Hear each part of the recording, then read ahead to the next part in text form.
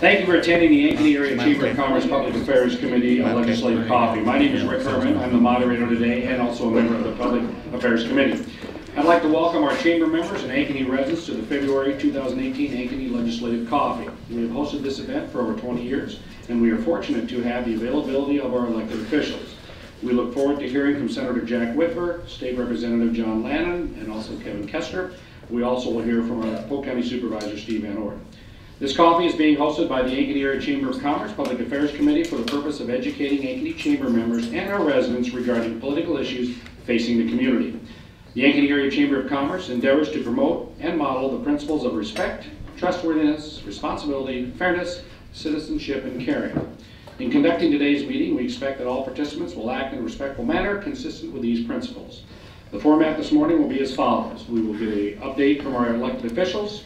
We will take questions from our audience. When you do ask a question, we'll ask you to first state your name, which will be this mic right here, your address, and then we would also ask that questions be limited to 2 minutes. We understand there may need to be background, but we also want to make sure that anything that is asked is in the form of a question. I would like to take this opportunity to thank our sponsors of the Legislative Coffee. Our presenting sponsor today is Snyder & Associates, and our coffee sponsor is Sam's Club.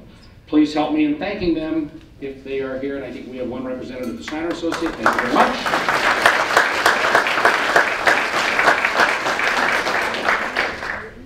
Okay, so today we're going to just switch it up. We're going to have Steve talk first. He's got a double booking, popular guy that he is, so we'll let him start first, and then we'll move on, and then we'll move to questions. Thank you, Rick, and good morning, everyone. It's a pleasure to be here. Thanks to the Chamber and thanks to Snyder and Sam's Club for sponsoring this. It's very important that we have those sponsors and we have that support from our business community and from you. And yes, I am double booked. I have to be in Altoona, or should be. Let me rephrase this. I should be in Altoona for a legislative coffee that starts at 10. I promise I won't speed. I'm going to leave here about 1:45. If I'm late there, they'll understand, but I won't speed, so don't turn me in. Write that down, please. It's an honor and a privilege to serve you. I represent the 3rd District of Polk County as a supervisor, which is Ankeny, Altoona, Bondurant, Mitchellville, Pleasant Hill, and a lot of unincorporated rural in between. The needs of constituents from city to city and from rural to city completely different. Our number one issue, and I'm not going to talk about, I promise I won't talk about funding portion of it, but the number one issue for Polk County continues to be mental health and meeting those needs. And every day there are more people that are in need. We thank Broadlawns for partnering with us in several programs this past year, thanks to legislation that provided funding through the county hospitals, and Broadlawns has been a good partner this year, and we thank them. It is a very necessary part of what Polk County does. Our budget this year, and we're just in the final throes of putting the budget to rest. It's a $272 million budget. Slight increase, and increases really coming from cost of living and some additional needs at our jail. Jail population continues to grow, unfortunately. We have over 1,000 inmates in our jail today. That's a lot. And so we're having to hire some additional folks there to help. There's a lot of stress and a lot of strain on them. But that's, I think, one of our biggest areas, and we're working now with the courts and with the judges to see if that person doesn't have to be in jail, and that's part of the mental health programming too, is if they don't have to be there, are there alternative programs and alternative things for them to get the help that they need. So that's an area that we're working on. In that $272 million budget, there are a number of initiatives. Polk County's in great shape. Financially, we're in terrific shape, and I'll try to be quick on this. But I do want to share something personal as I represent you. I believe that we are in a position to lower our tax levy in Polk County this year. I'm not. I don't have support on that. But just to let you know, if you see that I voted no on the budget, that's probably the reason why. I believe that we should be giving it back if we don't need it. And thanks to the growth of Polk County, the assessed values have increased, and as a result, we have the funding. That's all I'm going to say about that. But I think you understand. Unfortunately, it is them against us, and it's Democrats against Republicans, and three of my partners don't agree with me on that. Criminal court progress going very, very well. We should be moving into the criminal court building, which was the old jail, if you've been down there lately, just to drive around, not to be there. We really took a building. What do you do with an old jail? And it really looks wonderful. We took it down, right down to the skin, and rebuilt it, and that should be opening in September, on time, on budget, and then we will move into the original courthouse that was built over 100 years ago, trying to restore it to some of its original beauty, but also having to put in the infrastructure, the IT and security that wasn't there when it was originally built. When that courthouse was originally built, there were 4 courtrooms and all county essential purposes, so the supervisors and the treasurer and recorder and all those offices, and the medical examiner was in the basement. Today there are 30 courtrooms in that building, and as we have built the Justice Center for municipal and the criminal courts, and then now opening in probably about 2021, we'll be finished with this $82 million bond referendum project that you approved. Hotel, the Convention Center Hotel, on time, on progress, on budget. Ducks? Or does that mean my time's up? Okay. I know I'm a quack, but that's... That's my granddaughter's quack. Oh, yeah. 330-room hotel. It will be this coming Monday. We have formed an independent, a not-for-profit corporation that is managed by a board of directors. The hotel is not owned by the county, will not be operated by the county. We own the land, and this not-for-profit corporation takes control from the contractor on Monday, signing hundreds of documents.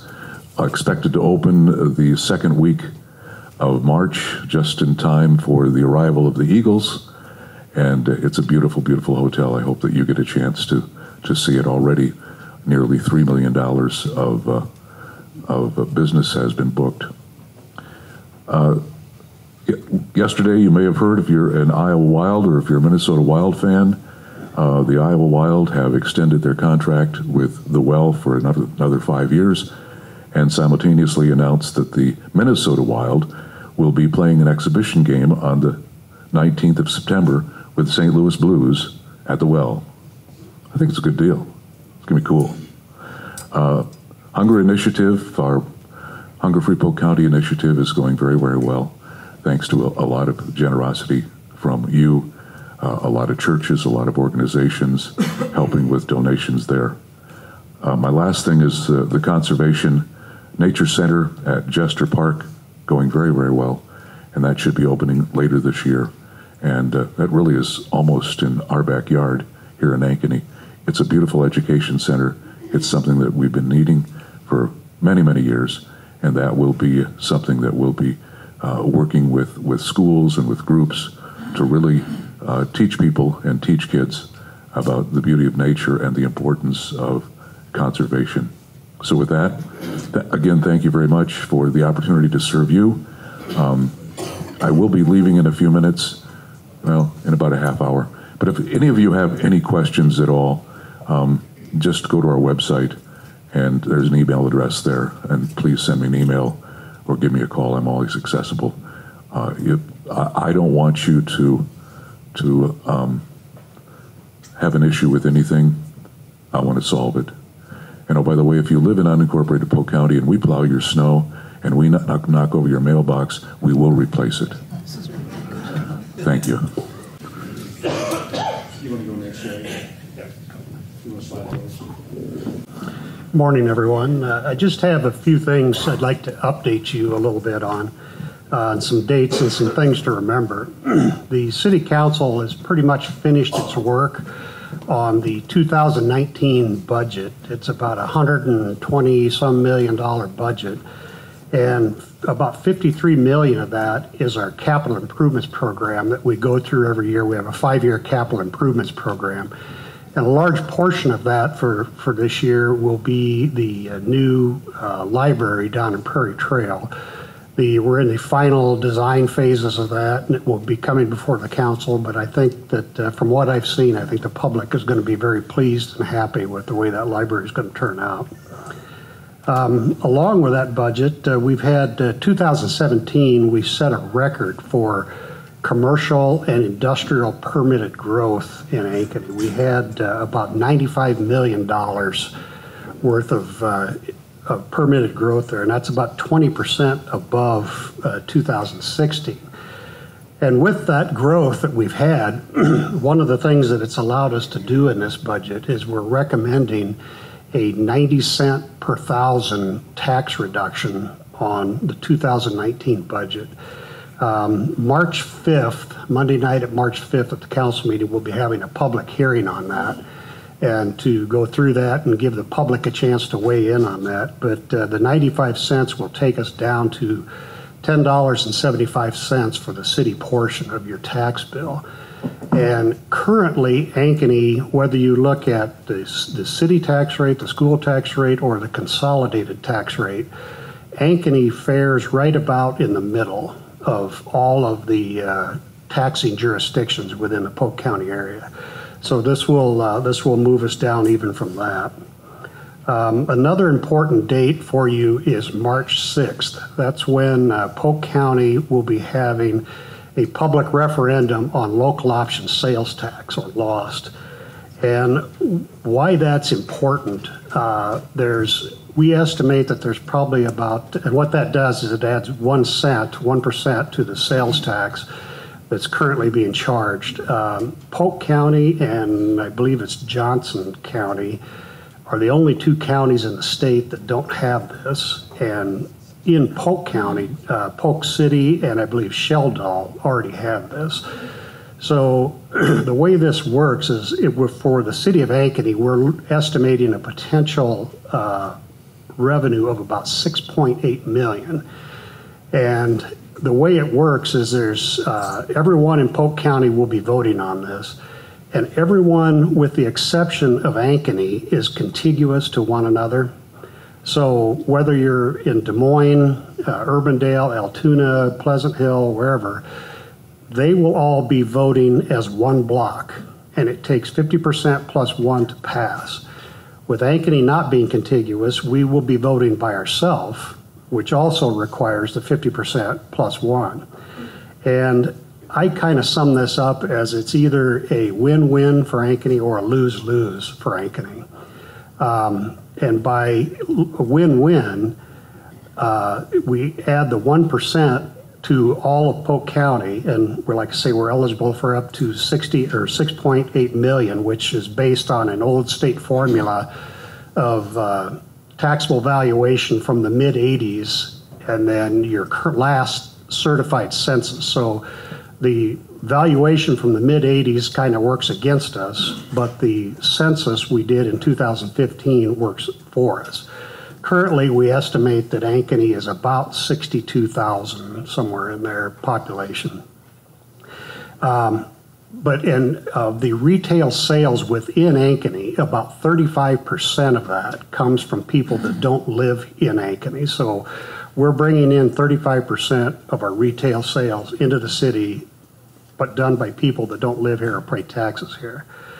And so that 6.8 million, what the council has done, you have to specify in your referendum language how you intend to use those new revenues that come in.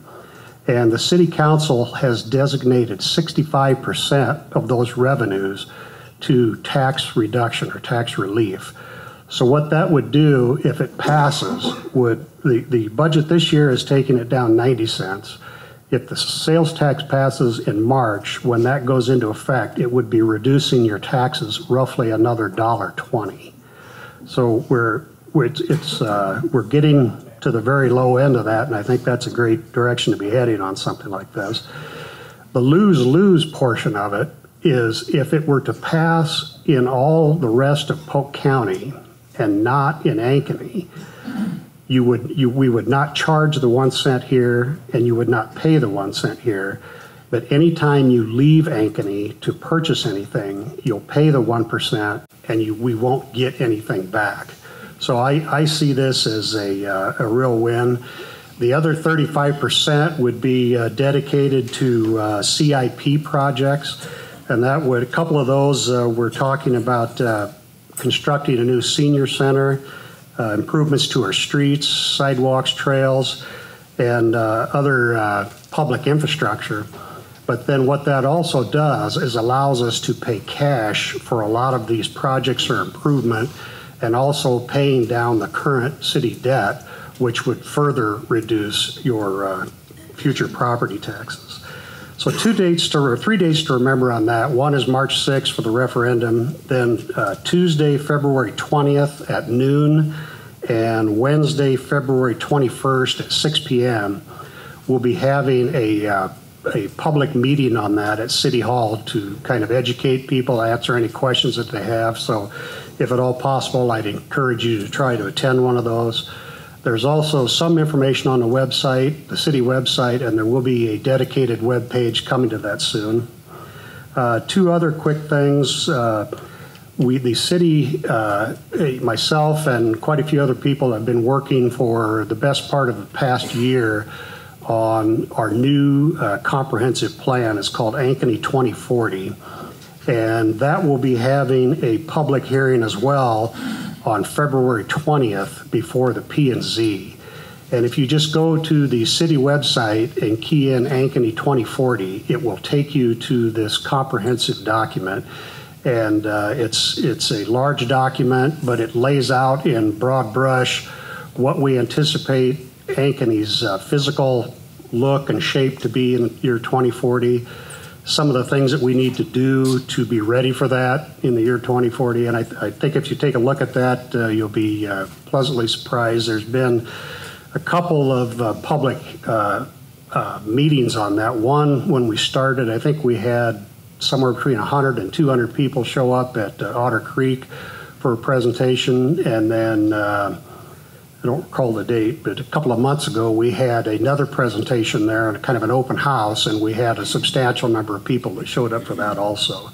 So I'd encourage you to go look at that and come to the P&Z meeting on the 20th, excuse me, and then the following that, the city council will hold a public hearing on it also. Then the last thing that I wanted to talk about right now was that a year ago, we were talking about there's regional water. The legislature was dealing with water, the cities were dealing with water, and Des Moines Waterworks was dealing with several different issues. Long and short of it, myself, the city manager, and several other mayors, city managers, and water board officials have been meeting, I don't know how many meetings we've had, a substantial amount, but we're currently in the process of coming to an agreement on a memorandum of understanding of taking the Des Moines Waterworks, the West Des Moines Waterworks, and the Urbandale Des Moines Waterworks, and additionally the Altoona Waterworks, and merging them into a regional authority that would be governed by all of the members, Ankeny included. Currently, Ankeny or anyone outside of Des Moines does not have any say in what goes on with our drinking water supply, our costs, all of that stuff. So we're working through that. It's taken a long time. We've still got quite a bit of ways to go on it, but I think everybody that's been involved in that has been pleased with the way it's gone. It's been very amicable to this point. Everybody's been representing their points of view and the people that we represent. And I think given time, we'll wind up with a good product on that. So, thank you. Thank you. Well, good morning, everyone. Morning, Jack. Thank you to the Chamber for putting on these events again this year. You guys always do a fabulous job at everything in Ankeny, and these are much appreciated. And I want to thank our sponsors, Snyder & Associates and Sam's Club, for making this possible. That one sound better? Hello. We just finished our 5th week at the Capitol, and so it's really starting to pick up now. The first 5 weeks are busy, but there's not a lot of floor action as far as votes on the Senate floor. The first week, we obviously hear the governor's State of the State address, where she lays out her priorities for the upcoming session. The 3 big priorities she outlined: number 1 was tax reform, looking at that for the first time in 20 years. Number 2 was getting a water bill signed into law this year. And number 3 is a project she calls Future Ready Iowa, which deals with educating our future skilled workforce in the state of Iowa. So she outlined those priorities, and within the first couple of weeks, I was proud that the legislature sent a water quality bill down to her to be signed. It was the first bill that she signed as governor, and it was really a project a couple years in the making.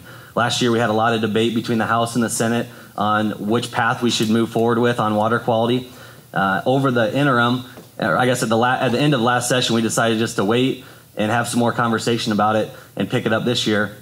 And the House ended up sending down the bill that the Senate sent them last year to be signed. And so one of her priorities is already signed for the session. We did say that water quality, as you know, is not an issue that you just sign a bill and it goes away forever. I mean, it doesn't just fix it with passing a bill. And so we're committed to continue to work on that, much like other issues like mental health. You can't pass a bill and fix mental health. You have to continuously work on it. And that's how we're taking a look at water quality here in the state of Iowa. Over the last few weeks, I've enjoyed seeing many of you at the Capitol or talking to you on the phone. Some of you bringing bills forward that you want us to work on. And so it's good to see you at the Capitol. And appreciate all the emails and feedback. You know, most of the things that have happened so far is committee work and subcommittee work. And as we move into next week, it's really an important week at the Capitol because it's what we call our first funnel week. And what that means is if a bill that has been introduced has not passed out of a committee on either the House or the Senate side, it is effectively dead for the session.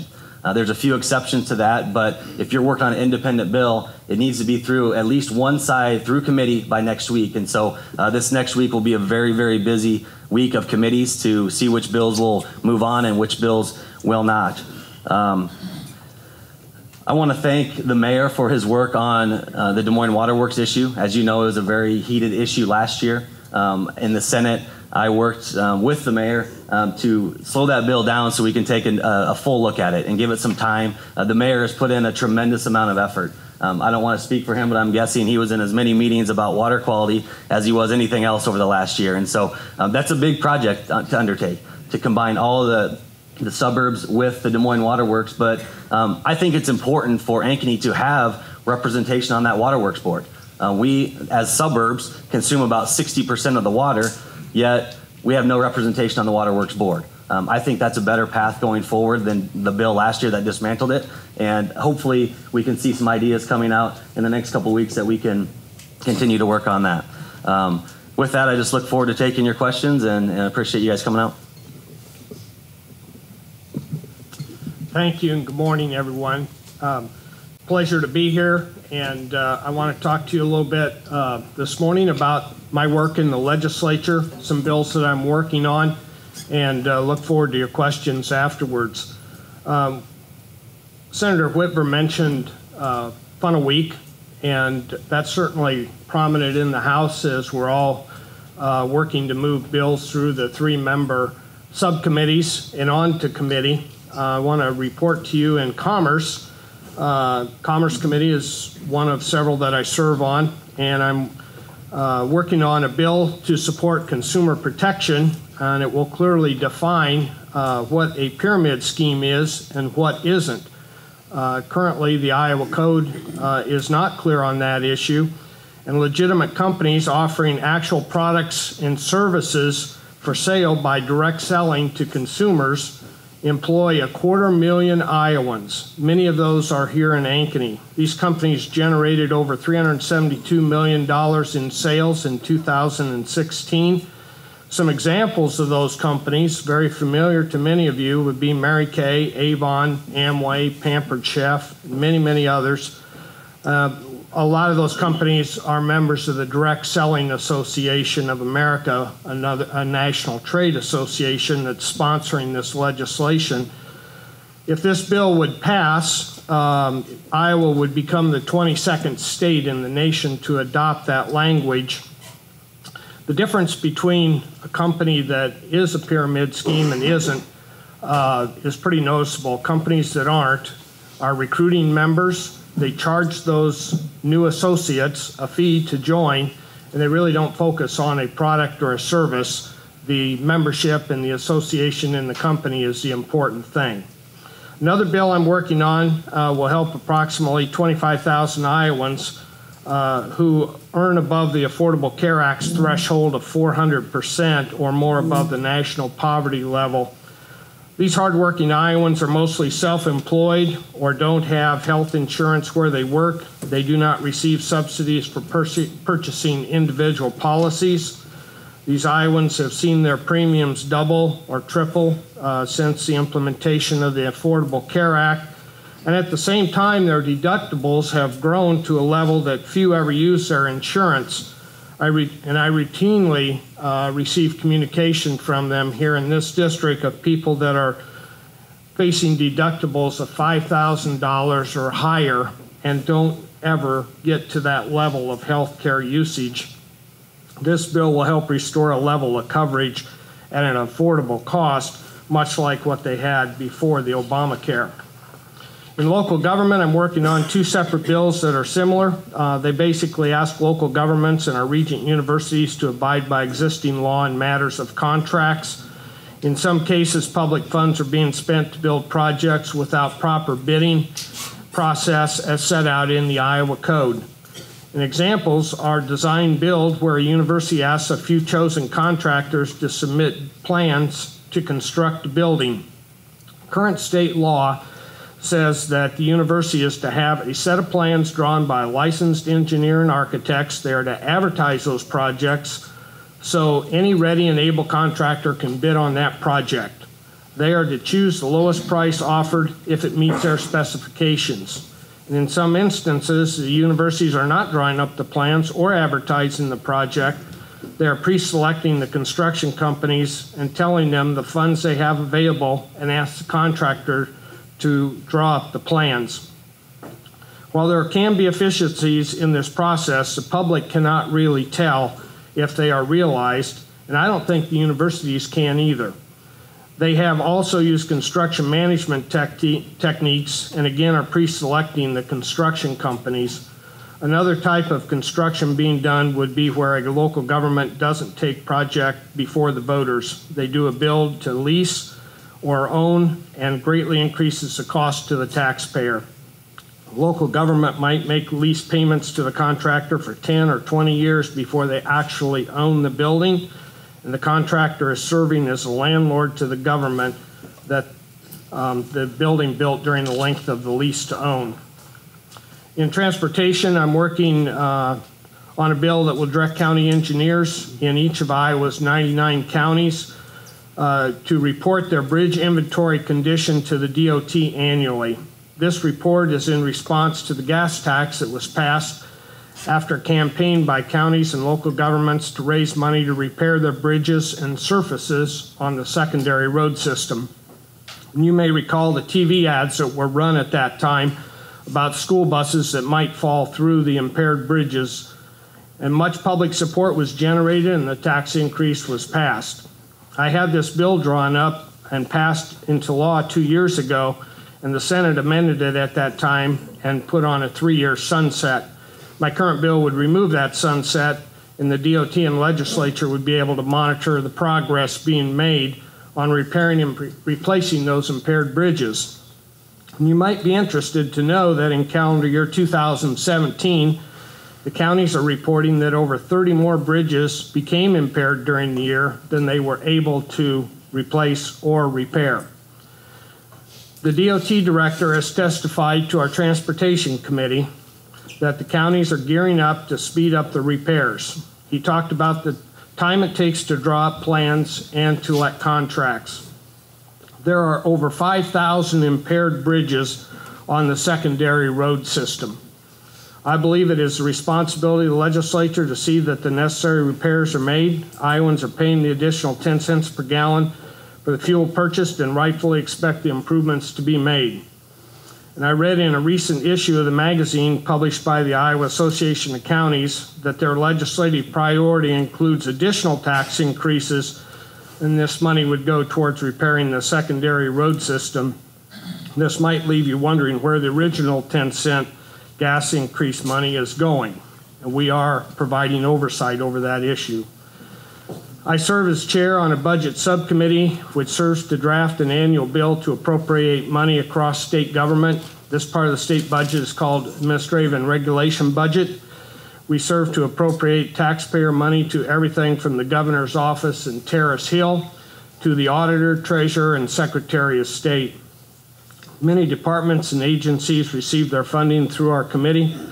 And some examples are Department of Revenue, Department of Administrative Services, and Department of Inspection and Appeals. Approximately 50 different entities come under this committee, under our committee for their funding, and we receive testimony and schedule tours so they can hear, so legislators can hear and see why these requests for funding are being made. Most of the de-appropriation work for the current fiscal year is completed. The Department of Revenue will have a $600,000 reduction under our bill, which is the largest reduction that we had to make in the 2018 fiscal year budget. And the budget work for fiscal year 19 is well underway, and hopefully we'll have a pretty good idea how this budget will look by the end of March. And one other thing that I'd like to inform you about, the Capitol is undergoing a $10 million restoration of the dome. Many of you have gone by and seen the crane or the infrastructure put up to support the scaffolding and things for that project. We're removing about 20,000 bricks by hand, one at a time, out of the dome. They were put up there in about 1880. There will be maybe somewhere between 1,000 and 2,000 bricks that will be removed that are going to be in one piece. I serve on the Capital Planning Commission. We're responsible for maintaining the monuments around the Capitol grounds. We're going to be selling those bricks. The contractor has donated them back to the state, and we're going to be selling those bricks for $100 a piece, and the money will be used to refurbish the monuments around the Capitol grounds.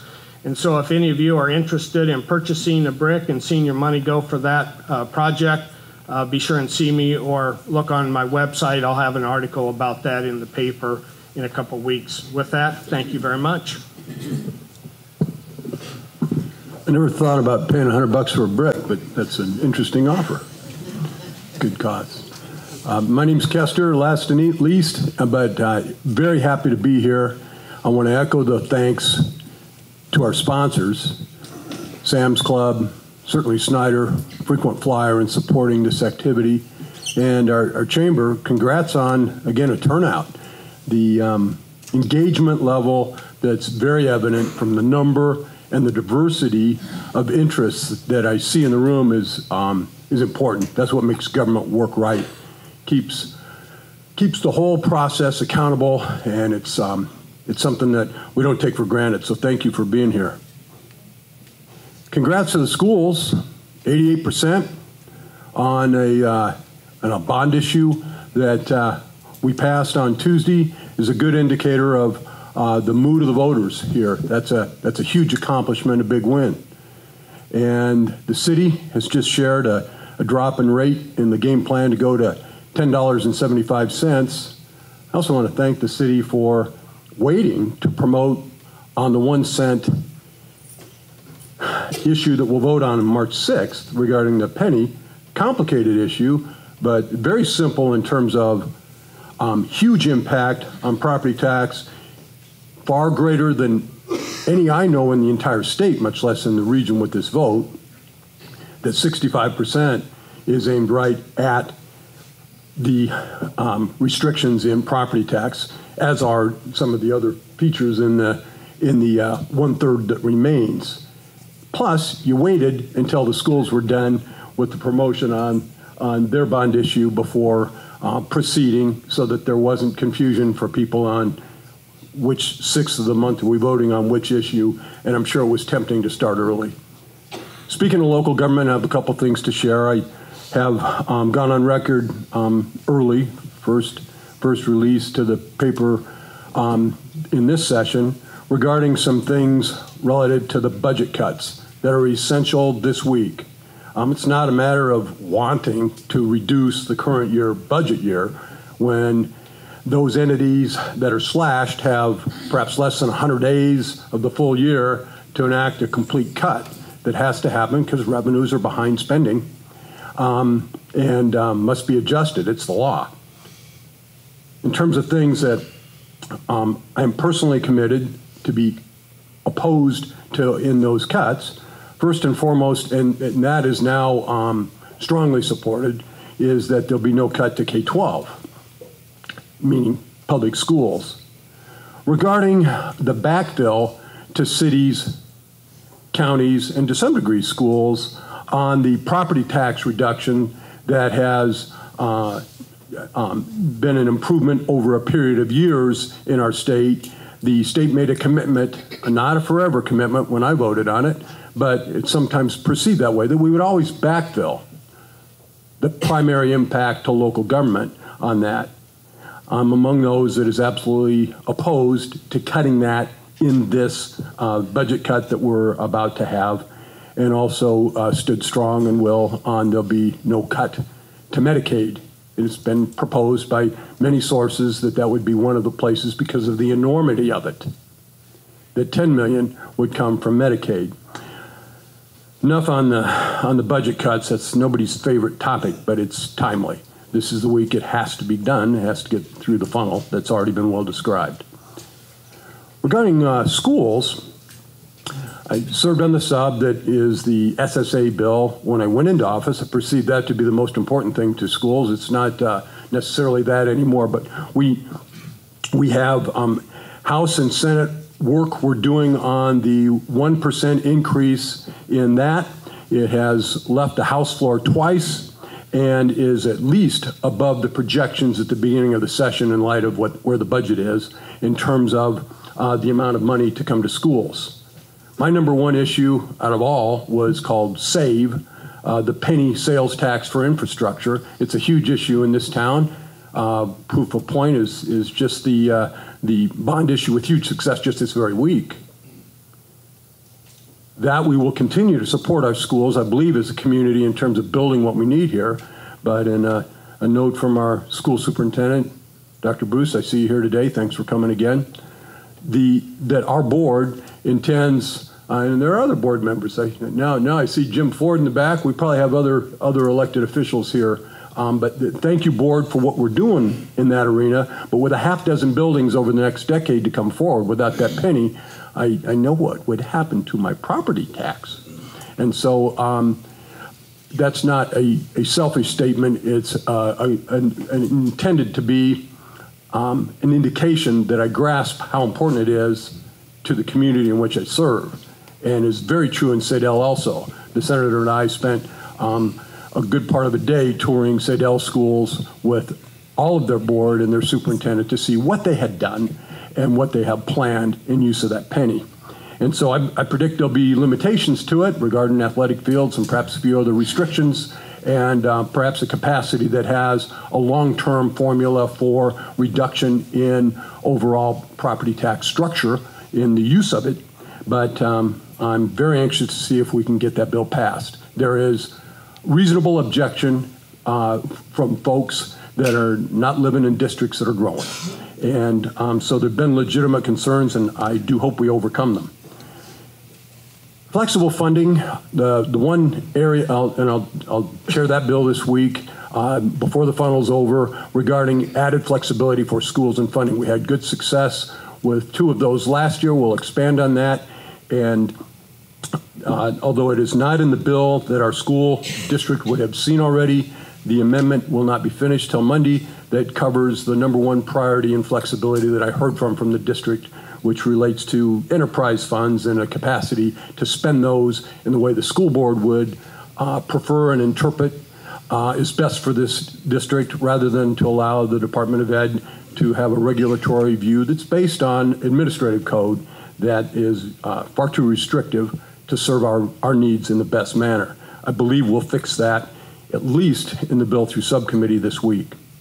Let me close with a couple of other subs that I'll chair this week. One is Casey's. I recognize a few leaders from here. We'll have a very bipartisan fix to a pickle that relates to the election of board members that puts, again, our one of our largest businesses in this community at some risk of hostile takeover or other things that have been in the news in recent years. And in a strong bipartisan fashion, that bill's assigned to Judiciary this week. I'll chair the sub. The Democrat, who is the chair of, or the ranking member of Judiciary, has agreed to assign herself to the bill and has agreed to support what we're doing. So I'm confident we'll get that on its way this week, so that it survives the funnel and moves ahead. I can't make any promises beyond that, but I'm certainly confident in the commitments that are in place to advance what we need for Casey's on that bill. And last and not least is DHS, Department of Human Services. There are many things in play there that relate to MCOs and Medicaid. I do believe I was doing the right thing, and we won't back up on the privatization of MCOs. I get a lot of email on that, as do all 150 folks. The notion on that, I just want to put forward the opinion that, with 40 states in that direction, and with the crescendo of out-of-control spending in some areas, in an era where we're making our 3rd cut to the current budget, we're not going to reverse course on that plan. But Kevin, I'm going to just hold on just a second. Steve's got to leave. Oh, yeah. And if there's anybody that's got a specific question that's on the list for Steve Van Oort before he leaves, we at least want to let him take one question quickly. Does anybody have a question specifically for Steve? Because he's got to be in Altoona, and he doesn't want to speak. Carry on, my wayward son. Thank you. Thank you, everybody. Okay. We're going to go ahead and get the questions. We'll tell you. Can we hear what he's talking about with DHS? Oh, okay. Quickly then. I'm sorry. Thank you. For those then, that one question, just so you know, Louis Toads, Chris Werman, you're going to be the first 2 if you want to go. thank you, Supervisor Steve. Regarding each department has a department bill that's due in October. I won't get in terms of changes they need to propose. This week, I was assigned to chair in Human Resources a bill for that bill for the Department of Human Resources, and it has several features in it. A couple important ones that relate to pharmacy, Hawkeye, if you're familiar with that insurance for young folks, Iowa Health and Wellness Program. There were a number of features in it, but the controversial point related to the reporting mechanisms for DHS related to the managed care issue. And Jane, because I saw you in the room, I'm going to quote you. Would you just stand up, and I'll just take a piece of your, Jane Hudson with Disability Rights Iowa was a strong advocate. I just wanted people to know who you represent. Here's one sentence of hers, which it came out. She would have no way to know that the 3-member subcommittee certainly resonates with this statement, but I'm going to quote her instead of me on this one, and it is, although I might have used the word hysterical instead of historical, but here's Jane's statement. With the historical failure of the implementation of managed care in Iowa, it makes no sense to reduce reporting requirements. And she shared that as director of DRA. We are working very effectively. The amendment is already circulating. Appreciate that Blank Hospital and the Iowa Community Providers Association are supportive of an amendment that will be released on Monday that redirects the department's intent on less reporting, less visible reporting. We've got a new approach to that. That was perhaps the most controversial moment on what was happening with within the department bill that appeared was to restrict access to public information in a program that absolutely needs more, not less. And so I wanted to mention that bill as an important one during funnel week. Thank you.